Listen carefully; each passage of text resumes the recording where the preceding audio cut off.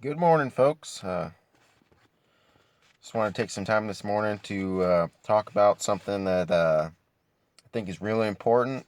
Something that doesn't usually get a lot of attention, but it's real important to me because I want to see the United States do well and succeed, and everybody in this country be able to have the opportunity to take care of their family to the best of their ability, and to be able to raise everybody's basically their standard of living. A lot of people don't understand the relationship between economics and their current standard of living, and how those two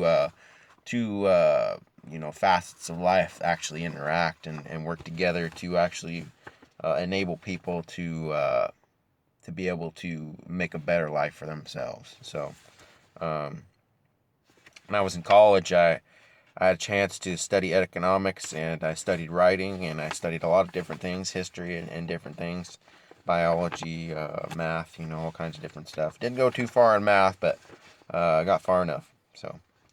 Um, so I have been studying economics for a long time, and the reason why this is important to me is because I want one of my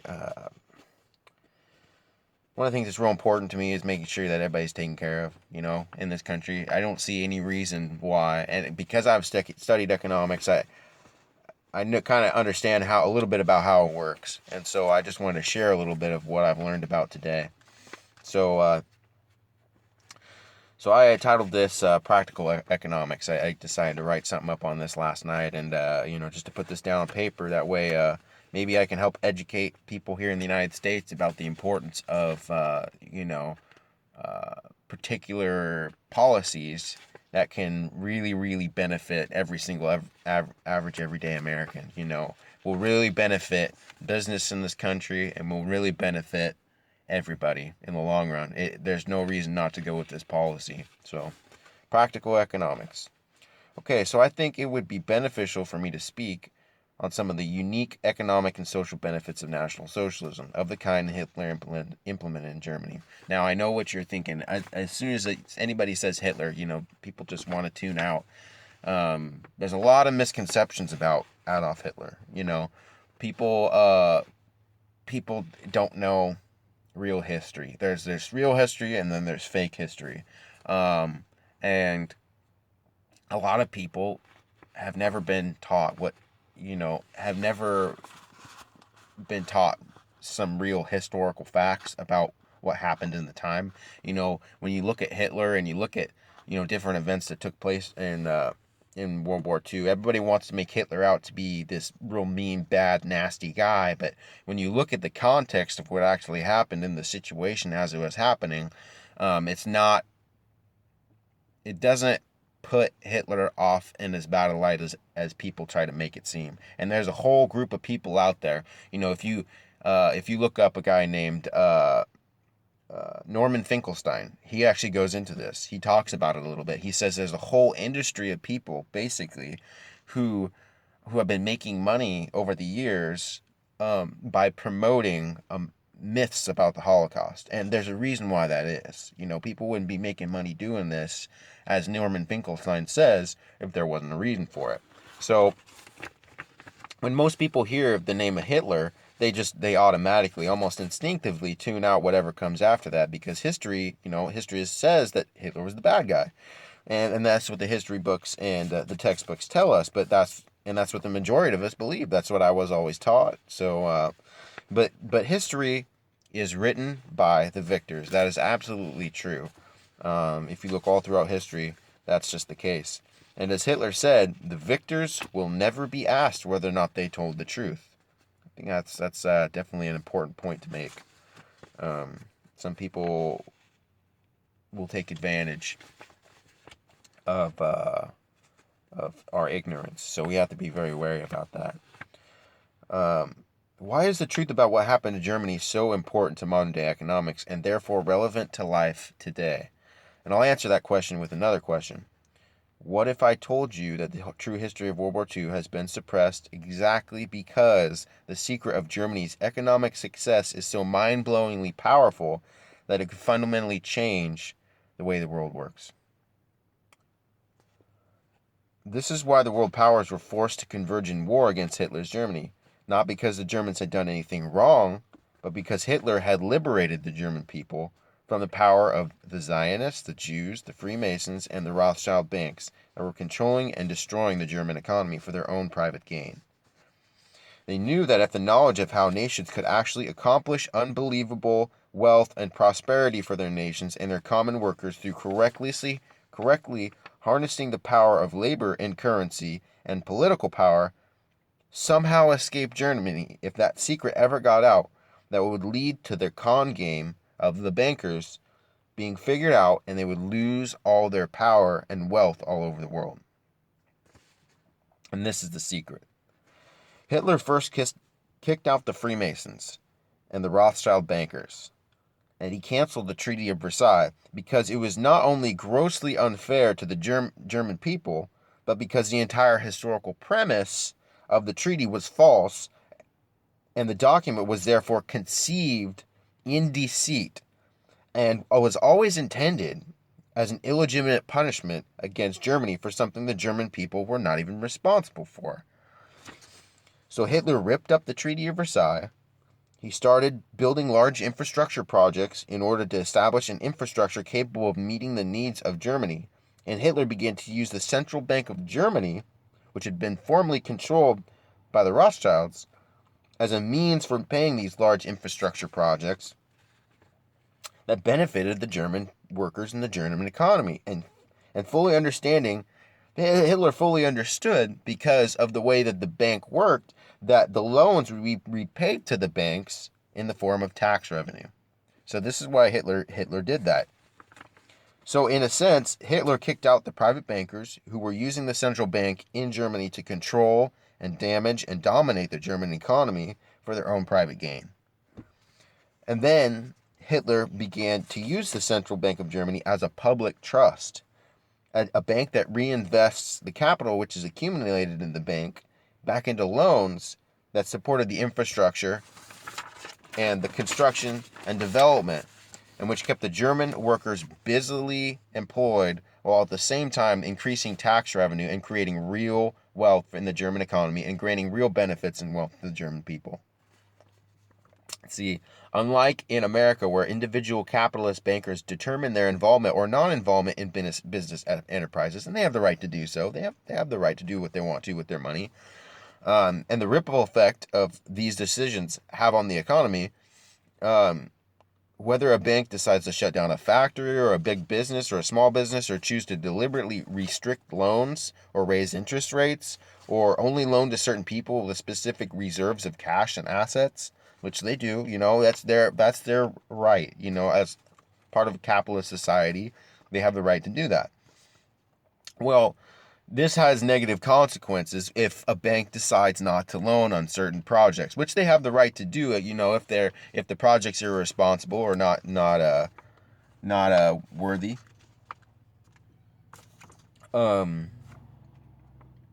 If the projects are not going to create the benefits necessary for them to use their cash in that way. But at the same time, when you're talking about capitalism, people often don't understand the fact that bankers, because they control the economy essentially in a capitalist society, because basically capitalist society or economy, the government is more or less stepping back from the economy and basically letting the powers that be run the economy. Let small businesses and big businesses do their thing without pretty much the government involved. Well, when that happens, what happens as a natural result of that is that banks have a huge say in what happens in the economy, because they basically can either restrict economic activity or they can promote it based on their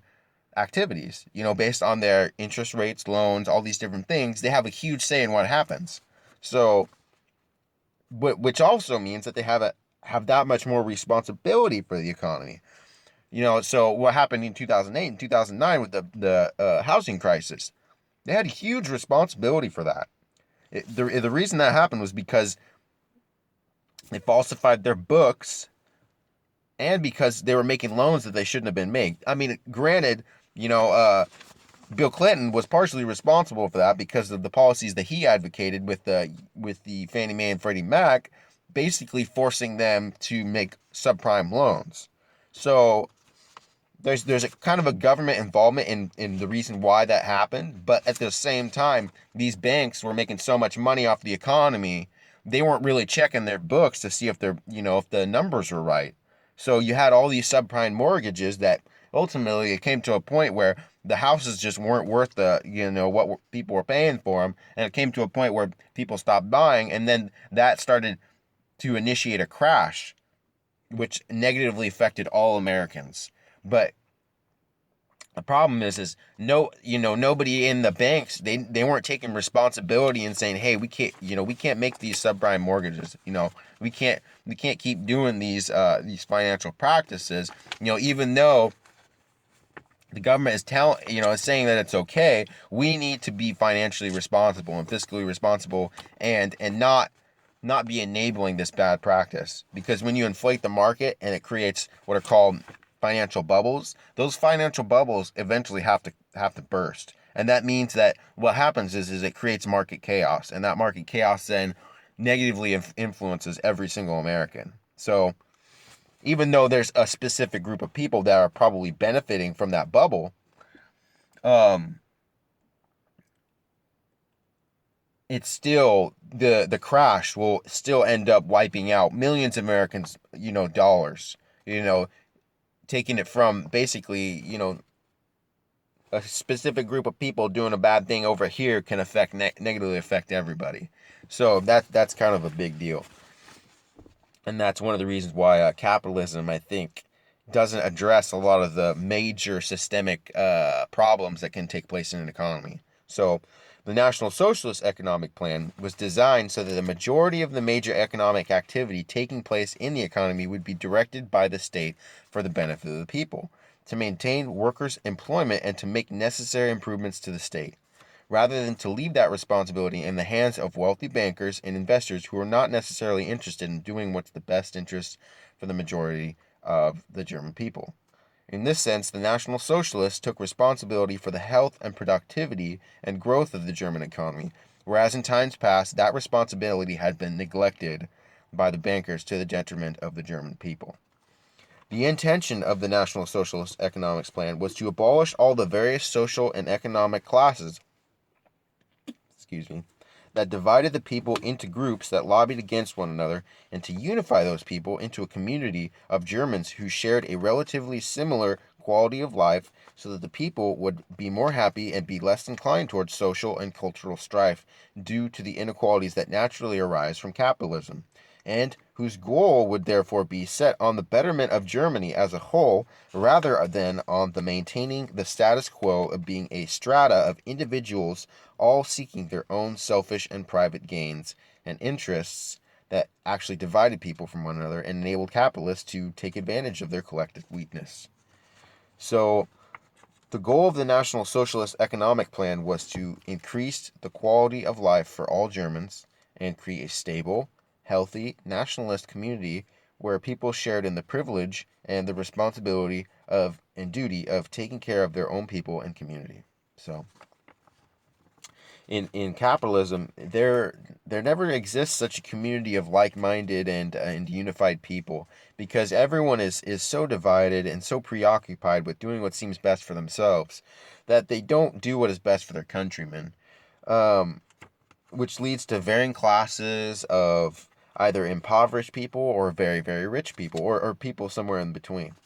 And this eventually results in class warfare, which tends to benefit the rich because impoverished people aren't really able to understand what is happening to them in their situation, and all they know is that they're not wealthy, despite the fact that they work like slaves in order to try and attain the same lifestyle as someone who hardly works for themselves.